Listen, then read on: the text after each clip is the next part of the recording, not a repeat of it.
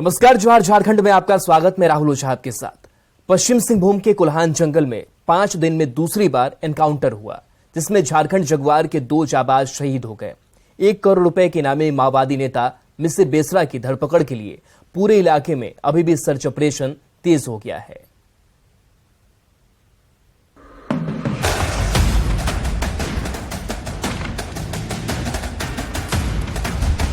पश्चिमी सिंहभूम का कोल्हान जंगल एक बार फिर जाबाज जवानों के खून से लाल हो गया है। सोमवार की देर शाम सुरक्षा बलों और माओवादी दस्ते के बीच जोरदार मुठभेड़ हो गई। दोनों ओर से कई राउंड फायरिंग हुई। इसी दौरान गोली लगने से झारखंड जगुआर के सब इंस्पेक्टर अमित तिवारी और हवलदार गौतम कुमार शहीद हो गए।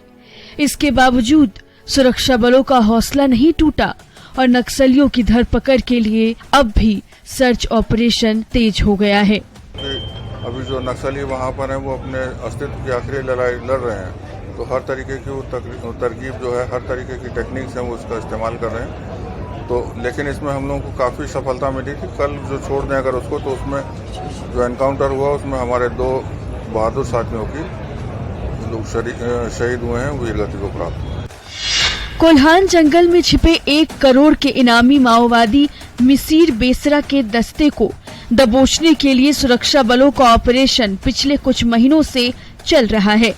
इसी इलाके में 11 अगस्त को मुठभेड़ हुई थी, जिसमें सीआरपीएफ के कांस्टेबल सुशांत कुमार शहीद हो गए थे, जबकि जाबाज जवानों ने नक्सलियों का कई बंकर ध्वस्त कर दिया था। इसके 3 दिन बाद फिर तुम्बाहा का और सरजोम बुरू में हुई मुठभेड़ में झारखंड जगुआर के 2 जाबाजों को शहादत देनी पड़ी। दोनों को गोली लगी और अत्यधिक रक्तस्राव से की मृत्यु इस मुठभेड़ के दौरान हुई है और उसके उपरांत सर्च अभियान अभी जारी है और उनकी जो अग्रतर कार्रवाई है उसको की जा रही है। पश्चिमी सिंहभूम में एक बार फिर नक्सलियों और सुरक्षा बलों के बीच तनातनी तेज होती जा रही है। पिछले 5 दिनों में 3 जाबाजों की शहादत के बावजूद सुरक्षा बलों का हौसला कम नहीं हुआ है और नक्सलियों की तलाश में अब भी घने जंगल में सर्च ऑपरेशन तेज हो गया है।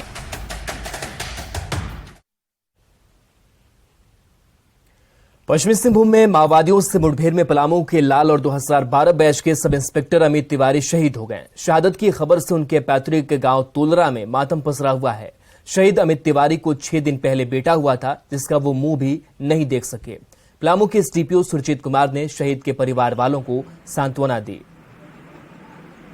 पूरा गांव रो रहा है, कोई ऐसा व्यक्ति नहीं है जो उनके लिए नहीं रो रहा है। यही सोचता है कि ऐसा व्यक्ति को नहीं मिलेगा। उनके जैसा कोई भी पढ़ा लिखा भी नहीं था, मृदुभाषी भी थे, मृदुभाषी थे, लोकप्रिय थे, सबके साथ चलते थे। अमीर हो गरीब हो, हमेशा हंसते हुए लड़का मिलता हुआ था। हम लोगों से छोटा था, लेकिन जहाँ भी मिलता था हंसते हुए मिलता था। बहुत ही विचारवान लड़का था। आज इस खबर को सुनकर पूरा गांव मातम में है।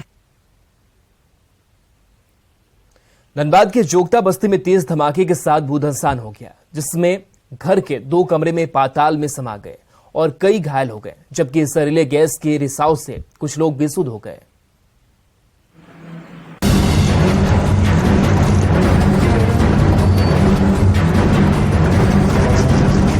तेज धमाके के साथ कांपती धरती और पाताल में समाता आशियाना, ये नजारा है जोगता के 11 नंबर मोहल्ले का, जो भूधंसान की भेंट चढ़ गया। अचानक जोरदार धमाके की आवाज के साथ धरती का सीना फटा और घर के 2 कमरे पाताल में समा गए। दोनों कमरों के साथ साथ उसमें रखा सामान भी मिट्टी में मिल गया। भूधंसान स्थल पर जहरीली गैस का भी रिसाव होने लगा। जहरीली गैस और भूधंसान की चपेट में आकर कई घायल हो गए। उन्हें SNMMCH में एडमिट कराया गया। ये हुआ, हम लोग सोए हुए थे, पानी पड़ रहा था, अचानक बैठ गया धुआं के साथ। हाँ, 2 रूम था, दोनों दोनों रूम में जो इतना सामान था सब चल गया। भूधंसान की घटना सुबह 3 बजे हुई। जोगता निवासी श्याम बहादुर भुइया 2 बेटों के साथ सोए हुए थे, तभी अचानक तेज धमाका हुआ और कमरा हिलने लगा। देखते ही देखते तीनों बेड के साथ साथ मिट्टी में मिल गए। पूरी जोगता बस्ती में हो हल्ला होने लगा। परिवार वालों ने बड़ी मुश्किल से घर के मलबे में दबे श्याम बहादुर भुइया और उनके दोनों बेटों को बाहर निकाला। तब तक गड्ढे से तेज गैस रिसाव होने लगा और उसकी चपेट में आकर कई लोग बेसुध हो गए। इस घटना से जोगता बस्ती के निवासियों के बीच दहशत है। हम लोग रूम में 3 आदमी थे। हाँ, मेरा 2 बच्चा था और हम थे। हाँ, एक ही तरफ थे। भूधंसान प्रभावितों ने गड्ढे में समाया बचा कुचा सामान बड़ी मुश्किल से बाहर निकाला, पर अब उनके पास सिर छिपाने के लिए कोई छत नहीं बची है। बीसीसीएल और धनबाद जिला प्रशासन की उपेक्षा से पीड़ितों में नाराजगी देखी जा रही है। संजय गुप्ता, न्यूज़ 18 धनबाद।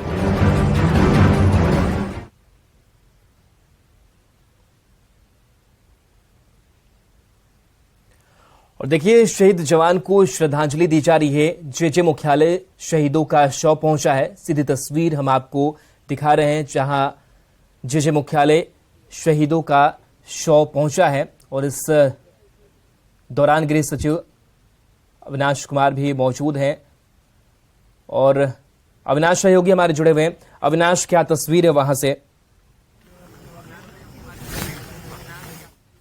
और जो परिजन हैं, दोनों ही जवान के परिजन पलामू की बात कर लें या फिर हम रामगढ़ से भी बात कर लें, दोनों ही जगह से यहाँ पर पहुंचे थे। और रिम्स में जो समय लगा पोस्टमार्टम के दौरान, उसमें कई तरह की परेशानियां भी थी। लेकिन इस वक्त जो तस्वीरें आपके सामने हैं, ये वो 2 जवान हैं जो नक्सली इस वक्त जो घटनाएं हो रही हैं झारखंड के अंदर में, उसके खिलाफ जो अभियान चल रहा था झारखंड जगुआर का, उसमें शहीद हुए हैं। और दोनों ही जवान का यहाँ पार्थिव शरीर यहाँ रखा गया है। अब से कुछ देर के बाद मुख्यमंत्री हेमंत सोरेन यहाँ पहुंचेंगे, श्रद्धांजलि देंगे। वो अपने आवास से निकल चुके हैं और जो जानकारी दी जा रही है, यहाँ से श्रद्धांजलि देने के बाद जो पुलिस के अधिकारी हैं, जो पुलिस के जवान हैं, जो जगुआर के वैसे जवान जो उनके साथ काम करते रहे हैं, वो उन्हें श्रद्धांजलि देंगे। और जो टोंटो में जो घटना घटी, जो चाईपासा में घटना घटी है, उसके बाद से सुबह से ही इसकी चर्चा हो रही है। और जो सब इंस्पेक्टर हैं यहाँ आज ही उन्हें वापस आना था। जो जानकारी दी जा रही है, जो अमित तिवारी हैं उनके बारे में, कि आज वो छुट्टी पर आने वाले थे और कल रात में इस तरह की घटना घटी है। सबसे बड़ी बात यह है कि वो अभी 3 दिन पहले ही वो पिता बने हैं। इससे पहले उन्हें एक पुत्री थी और एक पुत्र 3 दिन पहले ही हुआ है। तो उसी खुशी में वो लौटना चाह रहे थे और उन्होंने छुट्टी ली थी। आज ही उन्हें वापस आना था, लेकिन कल इस तरह की घटना घटी है। जो दूसरा जवान है गौतम कुमार, उसके बारे में बताया जाता है कि पिता की जगह पर उनकी नौकरी लगी थी। अभी उनकी शादी भी नहीं हुई। काफी देर से हम लोग देख रहे हैं यहाँ पर कि उनके जो परिजन आए हैं और खासकर उनकी जो बहन है, वो लगातार रो रही हैं और लगातार अपने भाई को याद कर रही हैं। तो ये जो पूरा यहाँ माहौल है और यहाँ इस तरह के जो माहौल, यहाँ से जब श्रद्धांजलि का कार्यक्रम पूरा कर लिया जाएगा तो पहले से 2 गाड़ियां तैयार की गई हैं, जो दोनों ही जो जवान हैं उनके पार्थिव शरीर को उनके गांव भेजा जाएगा, उनके निवास स्थल भेजा जाएगा, एक पलामू और दूसरा रामगढ़। तो अब कुछ समय बचे हैं। यहाँ आप देख सकते हैं कि किस तरह से लगातार जो यहाँ अधिकारी हैं उसकी तैयारी भी कर रहे हैं। मुख्यमंत्री अब से कुछ समय के बाद यहाँ पहुँचने वाले हैं, वो आवास से निकल चुके हैं। तो ये जो तस्वीरें हैं वो इस बात को भी इंगित करती हैं कि झारखंड में इस वक्त चलिए, बिल्कुल शुक्रिया फिलहाल इस जानकारी के लिए, तस्वीर के लिए अविनाश साहब का। और बढ़ेंगे आगे। धनबाद के जोगता बस्ती में एक के बाद एक भूधंसान की घटना बढ़ती जा रही है और कई लोग इसकी चपेट में आकर घायल हो रहे हैं। 11 नंबर बस्ती में मंगलवार की सुबह हुए भूधंसान से 2 घर जमींदोज हो गए, जिसमें 2 बच्चे और एक युवक घायल हो गया। पर घटना के कई घंटे गुजरने के बावजूद न बीसीसीएल और न प्रशासन का कोई अधिकारी घटनास्थल पर पहुंचा। जोगता बस्ती पर अभी भी खतरा मंडरा रहा है, क्योंकि भूधंसान की ताजा घटना से 200 मीटर के दायरे में जमीन पर दरार आ गई है और 3000 निवासियों की जिंदगी दांव पर लगी हुई है। हर पल डर के साए में जी रहे जोगता बस्ती के बाशिंदे सुरक्षित पुनर्वास की मांग कर रहे हैं, जबकि बीसीसीएल जोगता के बाशिंदों को ही दोषी ठहरा रहा है। श्याम बहादुर है, उनका 2 बेटा है, वो दबा हुआ था। विनोद कुमार निकाला, एगो शायद बगोद नाम है, वही निकाला। बहुत लोग हालत खराब, लेकिन बहुत हिम्मत जुटा के निकाला। अगर निकाला चिल्ला रहा था, अगर निकाला तब उसको बाद देख रहा कि और बैठ गया। लग रहा है सर, अभी भी डर लग रहा है, पर क्या करें, रहना पड़ रहा है। हम लोग का खेत जमीन नहीं ना है, यहीं पर बाप दादा सब मर गए, तो हम लोग कहाँ जाएंगे? देगा तब ना, देवो नहीं करता, खाली कहता कि जाओ यहाँ से। तुम लोग को कौन बोला यहाँ बसने के लिए? तो कौन बोलेगा? हम लोग का बाप दादा यहीं मर गए, तो हम लोग कहाँ जाए? हम लोग को जब तक जिंदा जीता जी हैं तब तक हम लोग का यही सब काम चलता था। पल पल भर हम लोग मर और उसके बाद लाइन भी हम लोग यहाँ रहते हैं तो लाइन, कोयला, पानी का हर चीज का हम लोग का व्यवस्था है। अब ऐसा जगह हम लोग का दिया जाए कि हम लोग को लाइन, पानी, बिजली, ठहरने की जगह सुनिश्चित मिलना चाहिए। लीजिए कोई घर के बदले में पैसा लेना चाहता है तो ऐसा भी एक ऑप्शन आ रहा है। जो हम लोग जो देते थे मुआवजा, उससे हो सकता है कि 5 गुना ज़्यादा तक मुआवजा बढ़ जाए। तो ऐसे में क्या रहेगा कि लोगों का अपना जो घर वगैरह अभी अपने से बना भी सकेंगे। और हम लोग यहाँ पर भी लोकल में जहाँ जहाँ होता है, जैसे अभी 22-12 के कुछ लोग थे, उन लोगों को 15-16 लोगों को हमने निश्चितपुर में अभी शिफ्ट करा दिया। उनके घर में गड्ढा वगैरह के आसपास हो गया था। उसके बाद ये 6-10 कॉलोनी में करीब 15 या 20 परिवार को हम लोगों ने यहीं पर जगह देके अपने से ही। धनबाद जिले के बीसीसीएल क्षेत्र के अग्नि प्रभावित इलाकों में लगातार घटनाओं का शिकार लोग हो रहे हैं।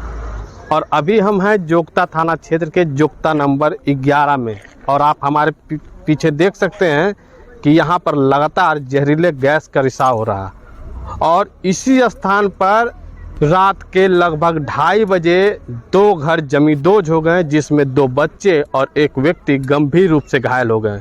हालांकि किस्मत तेज थी कि घायल व्यक्ति के भाई की नींद खुली और किसी तरह उन लोगों को बाहर निकाला। फिलहाल उन लोगों का इलाज SNMMCH अस्पताल में चल रहा है। घटना से यहाँ के लोगों में दहशत है और बीसीसीएल पर आरोप लगा रहे हैं कि उचित मुआवजा और सुरक्षित पुनर्वास नहीं देने के कारण ये लोग इस खतरे वाली स्थित जगह पर रहने को मजबूर है। घटना के कई घंटे बीतने के बावजूद भी बीसीसीएल के कोई भी अधिकारी इस जगह पर ना तो पीड़ित पक्ष की सुध लेने के लिए पहुंचे हैं, ना ही इस घटना स्थल का मुआयना किया है। लोगों में बीसीसीएल के प्रति आक्रोश है और साथ ही साथ वे मांग कर रहे हैं कि कम से कम बीसीसीएल इन लोगों को सुरक्षित पुनर्वास के साथ एक उचित मुआवजा दे दे, ताकि इस मौत के मुहाने में ये लोग नहीं रहे। संजय गुप्ता, न्यूज 18 धनबाद।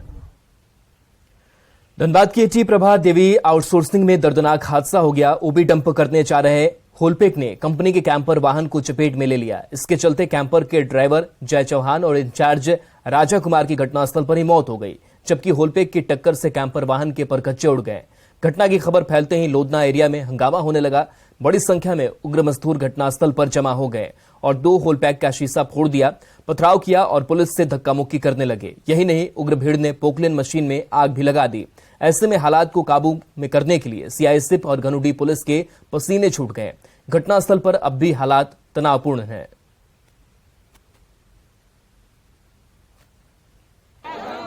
हजारीबाग में मैजिक मसाला नूडल खाने से 6 से ज्यादा लोग फूड पॉइजनिंग के शिकार हो गए।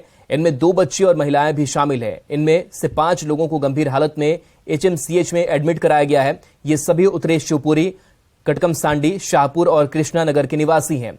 कहा जा रहा है कि नूडल्स खाने के बाद सभी को उल्टी, पेट दर्द और ऑक्सीजन की कमी हो गई। इसके बाद सभी को HMCH ले जाया गया।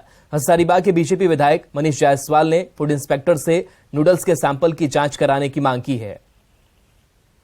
तो मामा लोग आए तो हम 3 चम्मच खा के बैठे हुए थे। मामा बोले कि मत खाओ, गला में सबका फीना हो रहा है। फिर गला से होते होते पेट में आया, फिर सबका चक्कर आने लगा। फिर हॉस्पिटल में मामा लेकर आ गए। बना के हम लोग सबको खाए। उसके बाद आधा घंटा बाद टिकटा लगने लगा तो चाचा बोले ना कि जाओ चॉकलेट लेके आओ। हम लोग चॉकलेट खाए तो जब उसका ब्लड। रांची का JCA इंटरनेशनल स्टेडियम फिर चर्चा में है। JCA स्टेडियम के निर्माता स्वर्गीय अमिताभ चौधरी की 16 अगस्त को पहली पुण्यतिथि है, पर उससे पहले JCA और अमिताभ चौधरी के परिवार वाले आमने सामने आ गए हैं। दरअसल जेएससीए के वर्तमान कमेटी ने स्टेडियम कैंपस में अमिताभ चौधरी की स्वर्ण जड़ित प्रतिमा लगाने का प्रस्ताव दिया है, पर अमिताभ चौधरी के बेटे अभिषेक चौधरी ने जेएससीए के इस प्रस्ताव का पुरजोर विरोध करते हुए जेएससीए के सचिव को लीगल नोटिस भेजा है, जिसमें 7 दिन के अंदर जवाब मांगा गया है। परिवार वालों का कहना है कि अमिताभ चौधरी दिखावे से कोसों दूर रहते थे और सिर्फ कर्म में विश्वास रखते थे, इसलिए स्वर्ण जड़ित प्रतिमा लगाना उनके परिवार वालों को रास नहीं आ रहा है।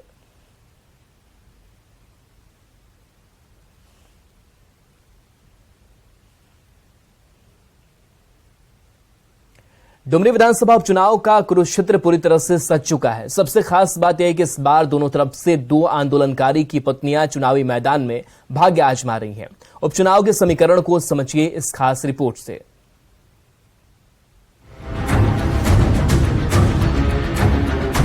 डुमरी उपचुनाव की रणभेरी बज चुकी है। इस बार मैदान में जेएमएम की ओर से दिवंगत जगन्नाथ महतो की पत्नी बेबी देवी और एनडीए की ओर से यशोदा देवी आमने सामने हैं। इस उपचुनावी मैदान को 2024 विधानसभा का सेमीफाइनल माना जा रहा है। दोनों ओर से जीत को लेकर अपने अपने समीकरण तैयार किए गए हैं। बीजेपी और आजसू दोनों अपने वोट जोड़कर जीत का रास्ता देख रही है। वहाँ जब हम लोग लोकसभा में चुनाव लड़े थे एक साथ गठबंधन के साथ, तो हम लोगों ने 1,08,000 वोट लाया था। मतलब मेरा वहाँ वोट बैंक है या हमारे बैंक में डिपॉजिट है, वो 1 लाख से ज़्यादा ऑलरेडी पहले से डिपॉजिट है।